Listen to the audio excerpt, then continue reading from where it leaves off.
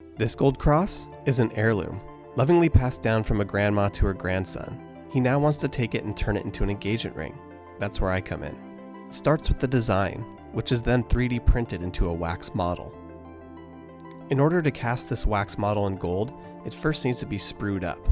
I'll be using my trusty wax pen to do that. I heat up the wax base so the wax starts to melt. After the wax base has been heated up, it's time to attach the ring model.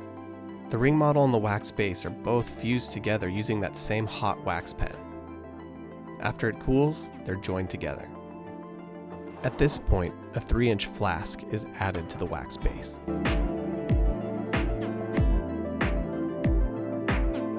Now it's time for investing. First, water is added into a mixing bowl, followed by the investment powder itself.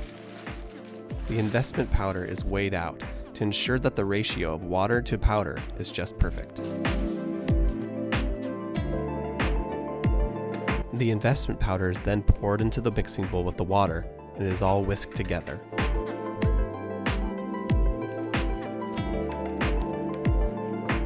The texture should be nice and creamy, almost like a nice pancake batter. At this point, the mixing bowl is placed on the investment table and covered. When the motor is turned on, it acts like a suction, and it pulls out as much of the air out of the investment as possible.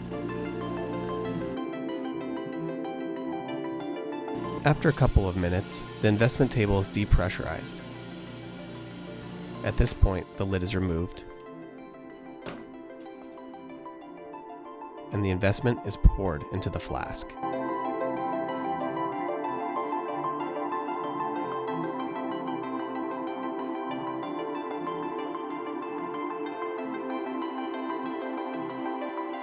Now, it is the flask's turn to be vacuumed.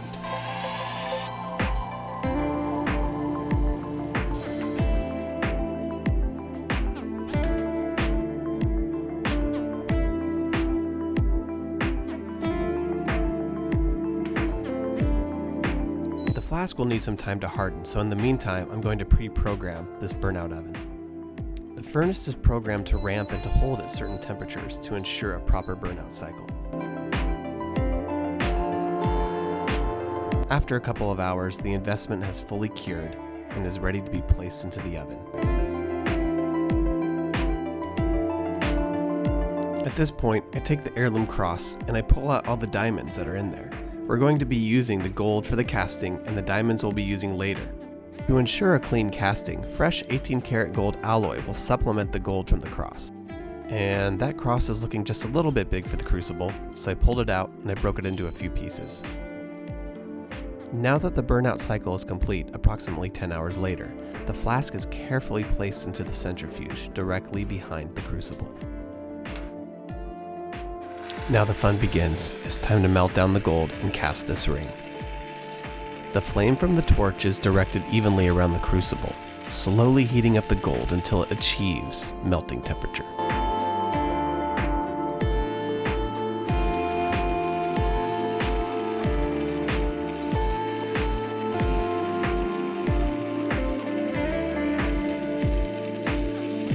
Ready, set, go.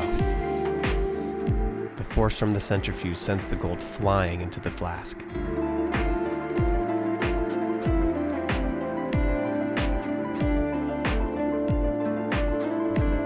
Once the spinning ceases, the flask is then removed from the centrifuge. It is taken over some water, and during an oddly satisfying part of the process, quenched.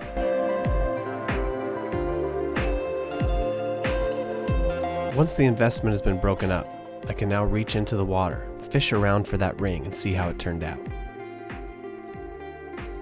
Success. Now it's time to take the raw casting and throw it in the tumbler.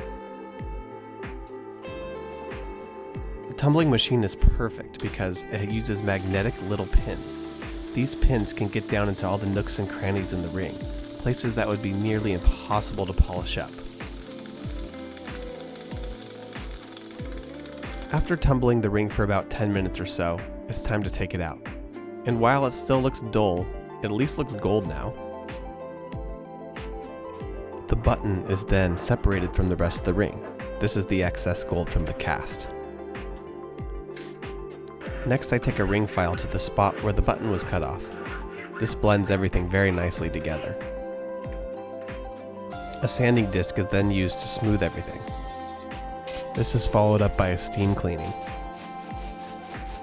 For the center stone, we'll be using a 1-carat lab-grown diamond. This didn't come with the cross. Rather, we'll be using 2 diamonds from the cross as accent stones. A heart burr is used to cut seats into the gold. This is where the stones will sit. The stones are placed and the prongs are tightened down.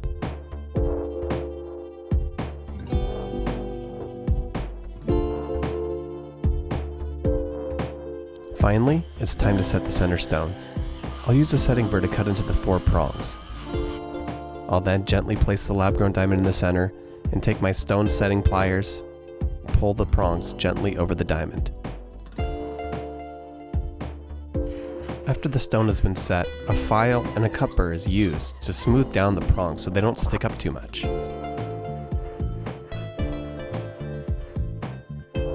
The last and crucial step is ring polishing. The ring is taken to a polisher and it is buffed to a high polish. This truly brings the shine out of the ring.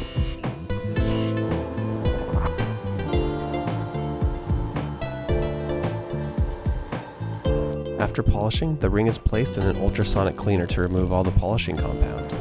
It is then steamed to a beautiful sparkle.